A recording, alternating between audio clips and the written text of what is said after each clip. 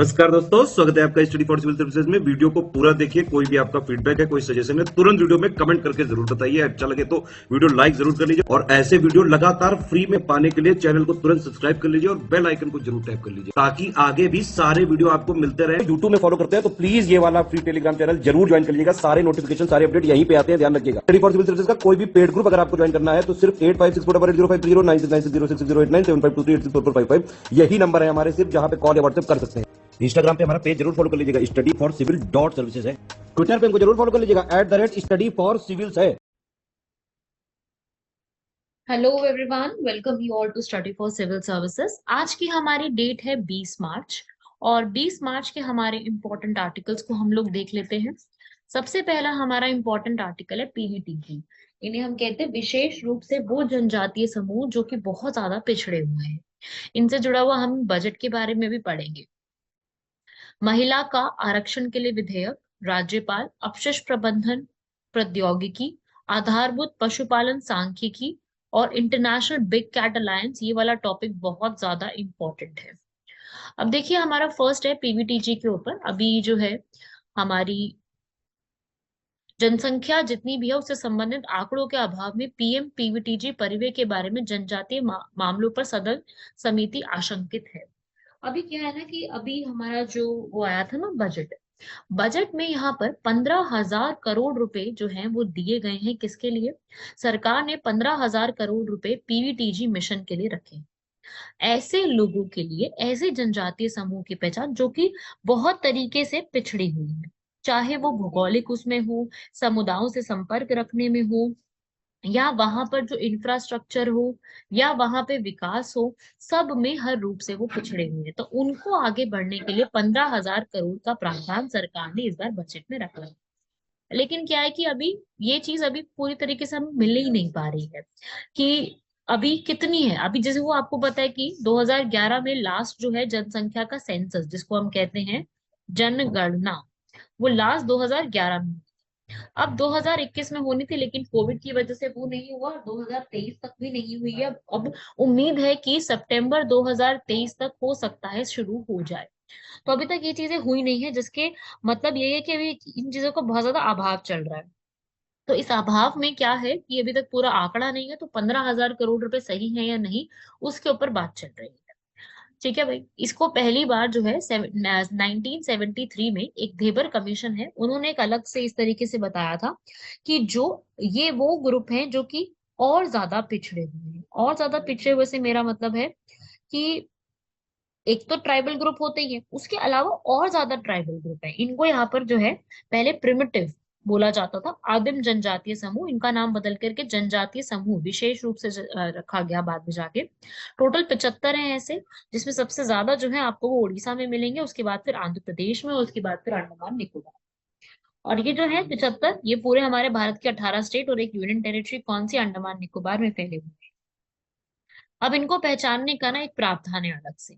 इनको पहचानने का क्या प्रावधान है? इनकी जो प्रौद्योगिकी है ना वो कृषि स्तर पर अभी भी चल रही है, बहुत पुरानी पूर्व कृषि स्तर पे चल रही है।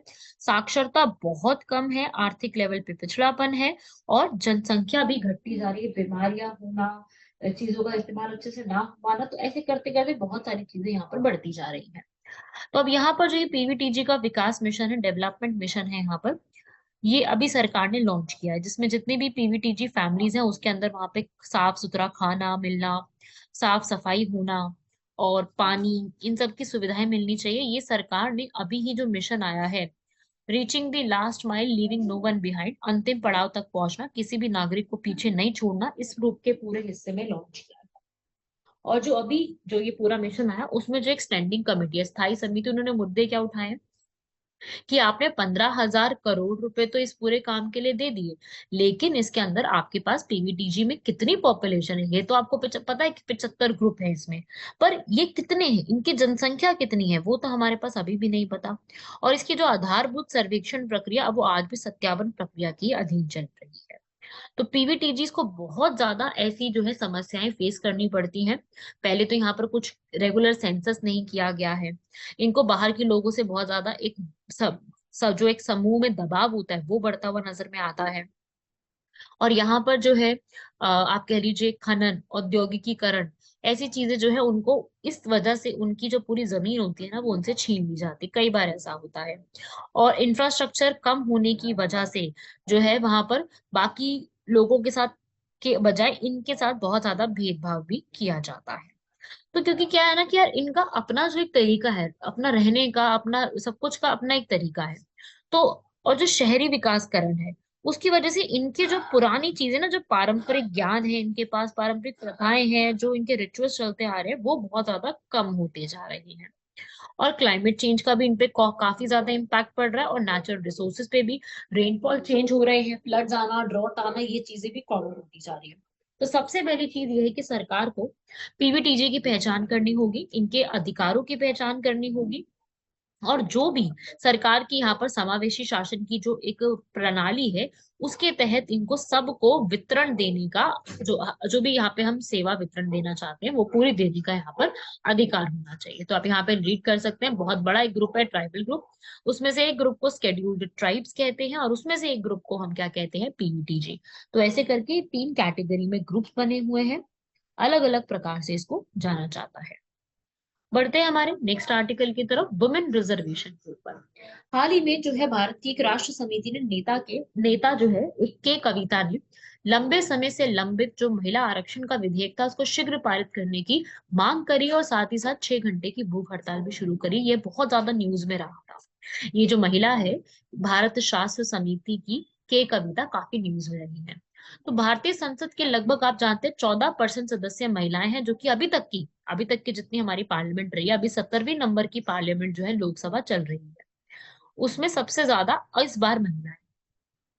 और इंटर पार्लियामेंट्री यूनियन के अनुसार भारत ने अपने पड़ोसी देशों जैसे कि नेपाल, पाकिस्तान, श्रीलंका, बांग्लादेश की तुलना में लोकसभाओं में जो महिलाओं का प्रतिशत है, हमारी जो जनसंख्या है उसके हिसाब से काफी ज्यादा कम है। तो ये बिल जो है वो क्या कहता है, ये महिला आरक्षण विधेयक ये कहता है कि लोकसभा में और राज्यसभा उसमें राज्य की विधानसभाओं में लगभग 33% सीटें आरक्षित होनी चाहिए। ये जो है यहाँ पर पार्लियामेंट डिसाइड करेगी। और साथ ही साथ 1/3 सीटें जो है वो अनुसूचित जाति और अनुसूचित जनजातियों के लिए भी रिजर्व होनी चाहिए। और यहाँ पर जो भी आरक्षित सीटें होंगी वो राज्य और केंद्र शासित प्रदेश के विभिन्न निर्वाचन क्षेत्रों के में जो है बारी बारी बांटी जाएगी। अब इसका मैं थोड़ा सा आपको पहले का एक पृष्ठभूमि बता दूं। तो पहली बार 1996 में इस बिल को लोकसभा में लाया गया था। उस समय के जो हमारे प्रधानमंत्री थे देवी गौड़ा, तो लेकिन ये अप्रूव नहीं हो पाया था। और फिर ज्वाइंट पार्लियामेंट्री कमेटी की बात हुई थी, लेकिन लोकसभा जब वहां पे समाप्त हो गई थी तो ये नहीं हुआ था। फिर जो हमारे प्रधानमंत्री अटल बिहारी वाजपेयी जी आए थे, उन्होंने फिर से इस बिल को लेके आए थे, लेकिन फिर से ये बिल पूरी तरीके से पास नहीं हो पाया था। फिर इसको कई बार और भी जो है टाइम पे लाया गया। आप देख सकते हैं कई बार इसको लाया गया पर ये पास नहीं हुआ।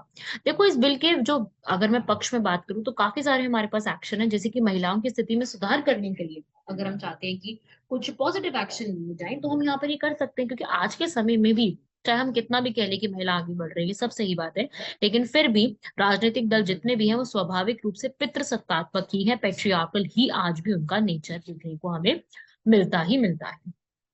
चाहे हम ये कह लें कि कॉन्स्टिट्यूएंट असेंबली में भी कोशिश करी गई थी कि वुमेन को रिप्रेजेंट होना चाहिए, बट फिर भी आज भी महिलाओं का जो प्रतिनिधित्व है वो काफी कम है। और पंचायत स्तर पर भी जो आरक्षण किया गया उसके सकारात्मक परिणाम देखने को मिले हैं, पर फिर भी आज भी यहाँ पर देखने को मिला जाता है कि पंचायत पति का जो कॉन्सेप्ट है वो आज भी देखने को मिलता है। महिलाओं के नाम पर पंचायत पति का कॉन्सेप्ट आज भी है। और महिलाओं के विरुद्ध जो अपराध हैं, ये लैंगिक अनुपात हो गया, कम श्रम बल भागीदारी हो गया, खराब स्वास्थ्य हो गया, ये सब चीजें बहुत ज्यादा कॉमन देखने को मिलती हैं। और यहाँ पर जो है ये इसके विरुद्ध भी कुछ तर्क हैं, जैसे कि इसमें विरोधियों का यह कहना है कि अगर पारित हो जाएगा ये बिल तो महिलाओं की असमान स्थिति कायम रहेगी, क्योंकि उन्हें योग्यता के आधार पर प्रतिस्पर्धा माना ही नहीं जाएगा।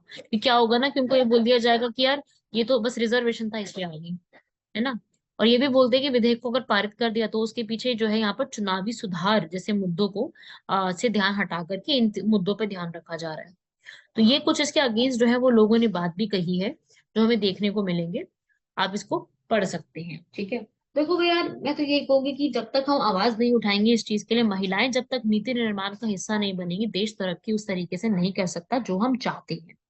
जब तक हम महिलाओं को आगे बढ़ने का मौका नहीं मिलेंगे, जब तक हम ये बहस से आगे नहीं बढ़ेंगे कि महिलाओं को मौका देना चाहिए या नहीं, इस बहस से आगे बढ़कर भी हम लोगों को ये देखना पड़ेगा कि हमें मौका देना है। हमें इस प्रकार से नहीं सोचना है कि हमें मौका देना है या नहीं देना है, ये चीजें ना सोच करके हमें सिर्फ ये सोचना है कि हमको मौका देना ही चाहिए। तब जाकर के इसका कुछ ना कुछ हमें फायदा देखने को मिल सकता है। समझ रहे हैं सब लोग यहाँ तक? तो इस प्रकार से जो है आपसे सवाल किया जा सकता है कि, और ये सीधा सीधा आपका इसका आंसर रहेगा कि बिल्कुल इसमें जो है वो मौका मिलना ही चाहिए। ये सवाल से आगे बढ़ के हमें रिप्रेजेंटेशन देने की सोचनी चाहिए। तीसरा आर्टिकल है हमारा गवर्नर राज्यपाल के ऊपर। राज्यपाल जो है यहाँ पर एक चुनी हुई सरकार के गिरने का कारण नहीं बन सकता, ऐसा सुप्रीम कोर्ट ने बोला है। ठीक है, अब यहाँ पर सुप्रीम गवर्नर और स्टेट के बीच में प्रॉब्लम काफी बार देखने को मिलती है, ऐसा पहली बार नहीं है। आप भी जानते हैं कि गवर्नर एक तरीके से सिर्फ एक अपॉइंटेड पर्सन होता है, ये नियुक्त किए जाते हैं, जो कि संविधान में केंद्र के सलाह पर राष्ट्रपति नियुक्त करते हैं, और इनको महाभियोग का कोई इनके पास प्रावधान ही नहीं है। 5 साल का होता है इनका टेन्योर, लेकिन कभी भी इनको रिमूव किया जा सकता है हमारे प्रेसिडेंट। अभी एक बिल को, किसी विधेयक को अगर रखते हैं अपने पास, तो इसके लिए कोई टाइम लिमिट नहीं रखी गई है कि ये एक बिल को कितने टाइम तक अपने पास रख सकते हैं। जैसे पुरुषोत्तम बनाम केरल राज्य मामला आया था, उसमें सर्वोच्च न्यायालय द्वारा दिए गए निर्णय के अनुसार अनुच्छेद 200 के तहत ये बताया गया है कि सहमति देने या सहमति ना देने के कई बार मामलों में कोई सीमा होती नहीं है ना। अब गवर्नर इलेक्टेड तो होते नहीं है सीएम की तरह, तो यहाँ पर क्या होता है कि वो घोषणा करके ही कोई भी विधानमंडल द्वारा पारित कानून पर रोक लगाने का अधिकार रखते हैं। और मुख्यमंत्री की नियुक्ति या विधानसभा को भंग करना, ये सब चीजों के लिए राज्यपाल के लिए हमारे कॉन्स्टिट्यूशन में कहीं पर भी सही तरीके से दिशा निर्देश नहीं दिए नहीं गए, तो कई बार अलग अलग राज्य के जो राज्यपाल हैं वो इसका गलत तरीके से भी इस्तेमाल करते हैं, क्योंकि पूरा तरीके से लिखा नहीं गया है।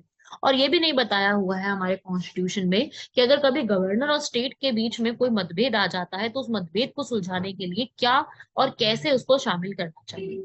इसके ऊपर कई बार कमीशन बनाई गई हैं, जैसे कि एक सरकारिया कमीशन है। ये सरकारिया कमीशन ने यहाँ पर अपनी एक सीधी सी बात कही है। इन्होंने बोला था ये चीज कि अगर कभी भी राज्यपाल की नियुक्ति करनी है तो उस स्टेट का जो चीफ मिनिस्टर होगा उससे एक बार जरूर विचार विचार विमर्श करना चाहिए। ये सरकारी आयोग जो है वो 1983 में बनाया गया था। और बहुत ज्यादा अगर रेयर कंडीशन हो, सिर्फ उसी को छोड़कर किसी भी राज्य में राज्यपाल की 5 वर्षीय कार्यकाल को कभी भी भंग नहीं किया जाना चाहिए। आप याद रखिए, सरकारिया कमीशन का सबसे बड़ा काम वो जो है वो गवर्नर राज्यपाल से जुड़ा हुआ था, और इंटर स्टेट रिलेशंस को सुधारने के लिए, सॉरी इंटर स्टेट नहीं, सेंटर स्टेट, और सेंटर स्टेट रिलेशंस को हम कैसे सुधार सकते हैं उससे जुड़ा हुआ। ठीक है, जो हमारा केंद्र और राज्य उनके बीच में संबंधों को कैसे सुधारा जा सकता है। फिर राज्यपाल द्वारा जो मंत्री परिषद है उसको तब तक बर्खास्त नहीं कर सकते हैं जब तक विधानसभा से उसको बहुमत प्राप्त ना हो।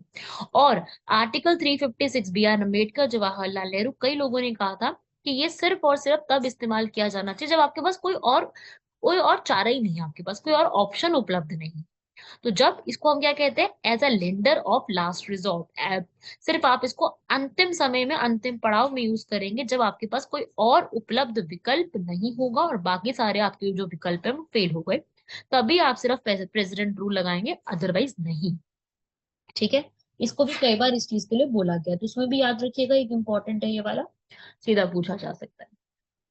फिर इसके बाद एक और कुंची कमीशन आई थी। कुंची कमीशन भी इन्होंने यही बोला था कि राज्यपाल को 5 सालों का निश्चित कार्यकाल दो और केंद्र सरकार की मर्जी से उनका निष्कासन नहीं किया जाना चाहिए।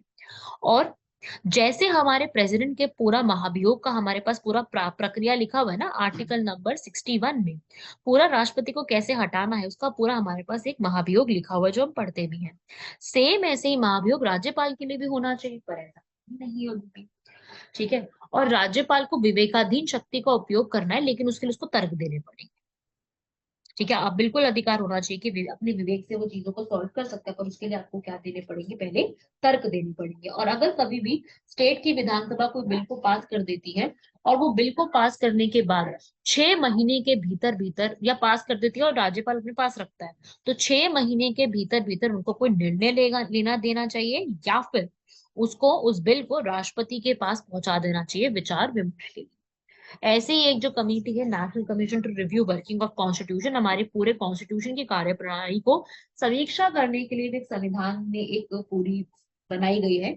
वो भी ये कहते हैं कि भाई जो राष्ट्रपति है उसको किसी भी राज्य के राज्यपाल की नियुक्ति उस राज्य के मुख्यमंत्री के परामर्श के बाद ही करनी चाहिए।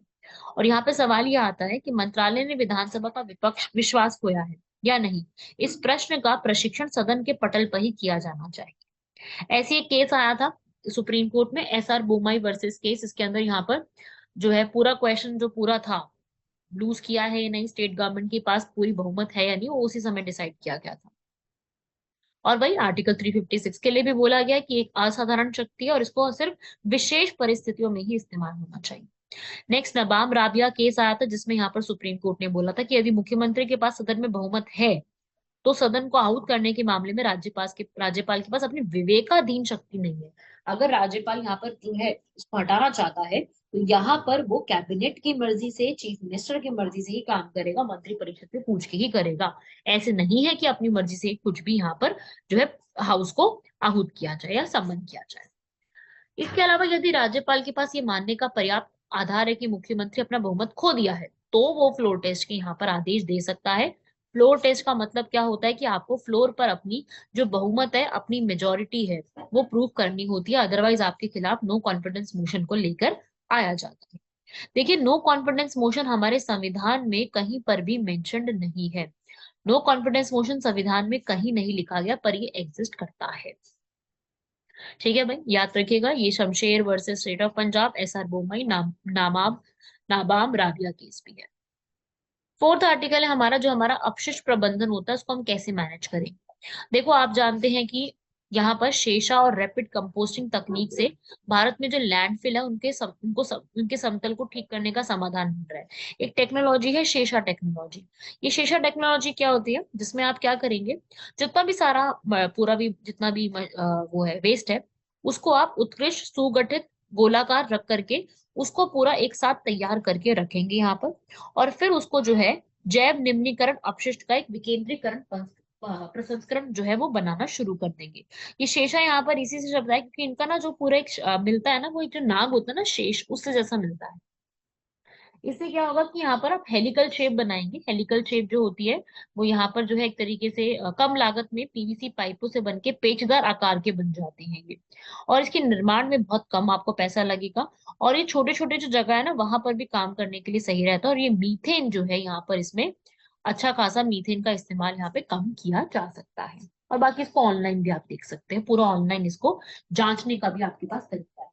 ऐसी ही तीव्र कंपोस्टिंग तकनीक है, रैपिड कंपोस्टिंग टेक्नोलॉजी, जिसमें क्या किया जाएगा, जिसमें हमारी जो ये जो आईसीएआर है, Indian agriculture research institute, ICAR, यहाँ पर वो इसको तैयार कर रहा है, जो कि सेल्यूलाइटिक फंजाई के नाम से ट्राइकोडेर्मा नोप्साइसिस से जो है उसको तैयार किया गया। ये हमारे एनवायरनमेंट के लिए काफी सेफ होती है और ह्यूमन के अकॉर्डिंग भी इसको यूज किया जा सकता है। ये जो हमारा किचन का वेस्ट होता है, रसोई से, कृषि से, बगीचे से, मंदिर से, उन सबसे नई खाद बनाने में सक्षम ये होता है।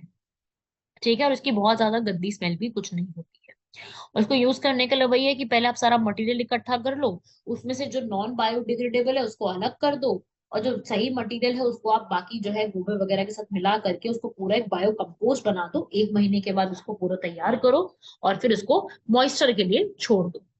तो इस तरीके से इसको इस्तेमाल किया जाएगा। ये आप देख सकते हो सॉलिड वेस्ट के लिए कुछ ये जो तरीके हैं पहले से भी इस्तेमाल किए आते जा रहे हैं, जो आप जानते भी हैं। 3R, ये तो आप लोग सभी जानते हैं यहाँ पर। इसका तकनीक का इस्तेमाल तो आज नहीं, बहुत पहले से करते आ रहे हैं। ठीक है भाई, तो यही सब चीजें इसमें याद रखिएगा। फिफ्थ आर्टिकल है हमारा बेसिक एनिमल हस्बेंड्री स्टैटिस्टिक्स, आधारभूत पशुपालन सांख्यिकी 2022। हमारे जो यूनियन मिनिस्टर है उन्होंने अभी यहाँ पर इसको स्टार्ट किया है, बेसिक एनिमल हस्बेंड्री स्टैटिस्टिक्स, आधारभूत पशुपालन सांख्यिकी। होता क्या है ये हमारी जो पशुपालन डेयरी विभाग है वो यहाँ पर पूरा निकालती है, जो कि पशुधन की गणना, उनका सारा कुछ एक साथ सर्वेक्षण जो है वो तैयार किया जाता है, जिसमें पशुधन की गणना करना, उनका पूरा एक आधारभूत तैयार करना, सब कुछ होता है। और ये बताया गया इसमें कि भाई भारत के अंदर जो पूरी दूध का उत्पादन था 2021-22 में, वो करीब 221.0 से मिलियन टन हुआ था, और अब ये इंक्रीज ही हुआ है। और सबसे ज्यादा जहां पे दूध का उत्पादन होता है वो है राजस्थान, उत्तर प्रदेश, मध्य प्रदेश, गुजरात, आंध्र प्रदेश। ठीक है, और एग्स की भी ऐसी ही प्रोडक्शन जो है वो काफी ज्यादा है। और अगर भारत में बात करूं मैं 5 एग्स को प्रोड्यूस करने वाली स्टेट का नाम क्या है, ठीक है, वो है आंध्र प्रदेश, तमिलनाडु, तेलंगाना, वेस्ट बंगाल, कर्नाटका। और मीट भी यहाँ पर काफी ज्यादा प्रोड्यूस हुआ है। सबसे ज्यादा मीट बनाने वाली महाराष्ट्र, उत्तर प्रदेश, वेस्ट बंगाल, आंध्र और तेलंगाना है। इसी प्रकार से ये आपको मैं डेटा दे रही हूँ सारा। ये सारा डेटा ना आपको सिर्फ सुनना नहीं है, लिखना भी है, क्योंकि ये डेटा आपसे सिविल सर्विसेज या वन डे यूपीपीसीएस, बीपीएससी या फिर स्टेट पीसीएस को तैयारी कर रहे हैं, तो ये डेटा पूछा जाता है। ये डायरेक्ट डेटा जो है ना, एग्जाम में सीधा सीधा क्वेश्चन आता है कि ये जो चीज है, या कोई भी नाम आपसे देकर के पूछता है, आपको ये बताना होगा कि ये इसमें टॉप कौन करता है और इसमें लो कौन है। ये सीधा हमसे पूछा जाता है। ठीक है, तो ये आप लोग याद हो जाएगा सभी लोगों को, इसको याद करना शुरू कीजिए। अब यहाँ पर ऐसे ही अब आपको वूल की भी इन्होंने बताई है कि पहले से ज्यादा जो है इनकी डिक्लाइन हुई है, कम का हुआ है। तो वूल बनाने वाली सबसे जो स्टेट्स हैं वो है राजस्थान, जम्मू, गुजरात, महाराष्ट्र, हिमाचल। और उसके बाद ये बताया गया है कि भाई जो मिल्क है वो भी प्रति व्यक्ति जो उपलब्धता है वो पहले के वर्ष में यहाँ पर अधिक हुई है। एग्स की भी अधिक हुई है, मीट की भी अधिक हुई है। देखो ऑलमोस्ट सबकी यहाँ पर अधिक हुई है। एग्जाम में स्टेटमेंट आती है ना, तो आपको ये याद रखना है कि स्टेटमेंट में इंक्रीज ही हुई है, वूल को आप कम कर दो बस। वो इस रिपोर्ट के अकॉर्डिंग वूल की जो उत्पादकता है वो थोड़ी कम हुई है, बाकी सबकी उत्पादकता यहाँ पर काफी हद तक ज्यादा हुई है। ठीक है भाई, गोट मिल्क भी यहाँ पर इंक्रीज हुआ है। तो ये सारी चीजें यहाँ पर काफी हद तक इंक्रीज। लास्ट आर्टिकल बहुत इंपॉर्टेंट है। सरकार की अभी ये कोशिश चल रही है कि वो एक इंटरनेशनल लेवल पर बिग कैट अलायंस को यहाँ पर बनाने वाली है। इंडिया यहाँ पर इंटरनेशनल लेवल पर एक बिग कैट अलायंस बना रहा है, जो कि बिग कैट्स के लिए बना नहीं है, कोशिश की जा रही है, जिसके अंदर $100 मिलियन की यहाँ पर फंडिंग रखी जाएगी और 800 करोड़ से ऊपर। तो ये एक सरकार ने, इंडिया की सरकार ने ही यहाँ पर पहल करी है, जिसमें किन किन को बचाने की बात है, जो कि 7 मेजर बड़ी कैट्स हैं, जैसे कि बाघ, शेर, तेंदुआ, हिम तेंदुआ, प्यूमा, जगुआर और चीता। यहाँ पर 97 कंट्रीज को ये ओपन रहेगा, जिन कंट्रीज के पास इन बिल्लियों का एक प्राकृतिक आवास है ना, उनके लिए। और ये हो सकता है कि अगले महीने इंडिया इसको लॉन्च करे। और यहाँ पे जो हमारे चीता आए थे ना नामीबिया से, कहाँ पे आए थे, कूनो नेशनल पार्क मध्य प्रदेश में, तब इसको ये डिसाइड किया गया था कि हम जो है इनको प्रिवेंट करने की भी बात करेंगे। इसमें जो है पूरा इसको एक कॉम्पोजिशन बनाया जाएगा, जिसमें एक जनरल असेंबली रहेगी, एक काउंसिल होगी और एक सेक्रेटरीट होगा, और इस तरीके से पूरा बनाया जाएगा। ये आप देख सकते हैं यहाँ पर ये पिक्चर्स इन सब की, और ये सब अलग अलग प्रकार से आपको देखने को मिलेंगे। ये एक इंटरनेशनल बिग कैट अलायंस काफी ज्यादा न्यूज में है, ये आपको पता होना चाहिए। क्या है बिग कैट्स, क्वेश्चन आ सकता है कि बिग कैट्स में क्या क्या चीजें शामिल होती हैं, तो ये आप याद रख सकते हो। बढ़ते हैं आज के हमारे लास्ट क्वेश्चंस की तरफ। ये है कोलंबो सेफ्टी कॉन्क्लेव। ये मैंने जो है आपको लिए जो क्वेश्चन दिया है, ये मैंने क्वेश्चन दिया आपको पूरा, जो कि जुड़ा हुआ है एक इंटरनेशनल ऑर्गेनाइजेशन पे। मैं ये नहीं कह रही कि अभी न्यूज में है, कुछ टाइम पहले न्यूज में था। तो अभी एक कोलंबो सिक्योरिटी कॉन्क्लेव क्या है, ये एक ऐसा ग्रुप है जो कि 2011 में ट्राइलैटरल कंट्रीज ने बनाया था। ट्राइलैटरल मीन्स 3 कंट्री ने त्रिपक्षीय बनाया था, इंडिया, श्रीलंका, मालदीव्स ने। बाद में इसके अंदर, पहले तो देखो 3 ही थे, बाद में आके इसमें अब कौन जुड़ गए हैं, मॉरिशस और जुड़ गया है, क्योंकि ये भी आप जानते हैं कि ये उस एरिया में लाई करता है। और फिर उसके बाद पाकिस्तान और सेशल्स भी इसके अंदर जुड़ गए। ठीक है, अब एक चीज इसमें याद रखिएगा, ये जो इसमें स्टेटमेंट दे रहा है कि पाकिस्तान और इसमें वो जुड़ गए, तो पाकिस्तान इसमें नहीं जुड़ा है, पाकिस्तान इसका मेंबर नहीं है। पाकिस्तान की जगह कौन है, बांग्लादेश, लिख लीजिए, पाकिस्तान की जगह बांग्लादेश है, ताकि हम लोग जो टेररिज्म यहाँ पर समुद्र के माध्यम से होता है, ट्रैफिकिंग होती है, उसको हम कंट्रोल कर सके, मैरीटाइम सिक्योरिटी पे फोकस किया जा सके। तो इसको हम क्या कहते हैं यहाँ पर, कोलंबो सिक्योरिटी कॉन्क्लेव। इंडिया ने बहुत सारे तरीकों से मॉरिशस और सेशल्स के साथ अपने रिश्ते को अच्छे करने की काफी ज्यादा कोशिश करी है। तो ये आप याद रखिएगा, आप इसको पढ़ सकते हैं पूरा, इसका ऑब्जेक्टिव क्या है पूछा जा सकता है। एक क्वेश्चन में हमेशा कुछ ना कुछ इंटरनेशनल ऑर्गेनाइजेशन से जुड़ा हुआ लेके आती हूँ, तो उसी के लिए ये वाला क्वेश्चन है। अब यहाँ पर आ रहे हैं अगला statement, main and women in India 2022। अब यहाँ पर इसका क्या मतलब है, main and women in India 2022 क्या चीज है। देखो, ये जो है एक रिपोर्ट आती है, जो कि जेंडर रिलेटेड हमें सारी चीजें जो है इन्फॉर्म करती है, लैंगिक संबंधी संकेतक को हमारे पास लेके आती है कि इससे जुड़े हुए क्या क्या संकेतक है, जो कि हमारी मॉस्पी, ठीक है। मॉस्पी क्या चीज है? हमारी जो ministry of statistics and programme implementation है, वो यहाँ पर इस रिपोर्ट को रिलीज करती है, ठीक है। तो ये एक रिपोर्ट एक तरीके से है, आप लोगों ने इसके बारे में सुना होगा, मेन एंड ये एक्चुअली ना रिपोर्ट अभी आई है, इसलिए मैं अभी इसके बारे में बता रही हूँ। Women and main in India 2022, ये रिपोर्ट अभी आई है 2020 की। पर ये रिपोर्ट अभी यहाँ पर ही पूरी लेके आई गई है। राव इंद्रजीत सिंह जो है, उन्होंने इस रिपोर्ट को पूरा प्रेजेंट किया है और सारा यहाँ पर जेंडर से जुड़ी हुई सारी चीजों को यहाँ पर कंपाइल करके बताया है कि हमारे यहाँ पर जो एक तरीके से मेन और वुमेन का डेटा है वो बताया गया इस रिपोर्ट के में। बताया क्या है, मैं ये भी बता देती हूँ। इन्होंने ये बोला है कि 2036 तक आते आते, जो हम कहते हैं ना कि फीमेल, कितनी फीमेल है पर 1000 मेल्स, उनका जो डेटा है वो बढ़ेगा, पहले से बढ़ा है और आगे ये बढ़ेगा। ये अभी ही रिलीज किया गया है। और ये बताया गया कि वुमेन जो है वो लेबर फोर्स में बहुत कम काम करती हैं, चाहे वो फाइनेंशियल इंडिपेंडेंट होना चाहे, लेकिन फिर भी उनको मौका उतना अभी भी नहीं दिया गया है, ठीक है। और ये बोला कि भाई आगे अभी अभी समय की हम बात करें तो लेबर में आज भी विमेन का जो पार्टिसिपेशन है वो बहुत कम है। अगर फीमेल की पार्टिसिपेशन बात करूं मैं लेबर वर्क में तो 32.8% है, जबकि मेल की पार्टिसिपेशन आप हिसाब लगा लो 77.2% के करीब आती है। तो यही है कि भाई उनकी क्वालिफिकेशन उनको आगे बढ़ने का मौका ना देना, प्लस उनको पुरुषों के मुकाबले जो है वेजेस को कम देना, जो मजदूरी है वो कम करके देना। जबकि हमारे कॉन्स्टिट्यूशन में लिखा है equal pay for equal work for main and women, पर फिर भी वो चीज जो है वो सॉल्यूशन के रूप में निकल के नहीं आती है। तो यही सब कुछ डेटा जो है इन्होंने यहाँ पर बताया है। इस पूरे को लिख लीजिएगा, ये रिपोर्ट एक्चुअली अभी ही आई है, इसलिए आपके लिए ये रिपोर्ट इंपॉर्टेंट बन जाएगी। तो पूरा इन्होंने यहाँ पर बताया, काफी सारी चीजें बताई हैं इन्होंने कि कौन सी एज ग्रुप में कितना यहाँ पे इम्पैक्ट रहता है, कैसे इसको और जो है ठीक किया जा सकता है। तो ये रिपोर्ट हमारे लिए काफी बड़ी इंपॉर्टेंट बन जाएगी। आप जब कोई मेंस का आंसर लिख रहे हो तो आप इस रिपोर्ट का एग्जाम्पल देके ये लिख सकते हो कि आप समझाना चाह रहे हो कि भाई ये है एक्चुअल डेटा आज के समय का, तो आप इस रिपोर्ट का एग्जाम्पल देके अपना डेटा समझा सकते हैं। क्लियर हुआ सबको यहाँ तक? ये सारे फैक्ट्स आप लोगों को याद रखने हैं, इस पे सीधा सीधा सवाल किया जा सकता है। और यही था आज के हमारे सारे इंपॉर्टेंट आर्टिकल्स। आज भी आप लोगों ने 6 आर्टिकल्स को लर्न किया है, इनको लिख लीजिएगा सारी चीजों को। मिलते हैं आप लोगों से नेक्स्ट लेक्चर में, तब तक के लिए धन्यवाद, शुक्रिया, जय हिंद।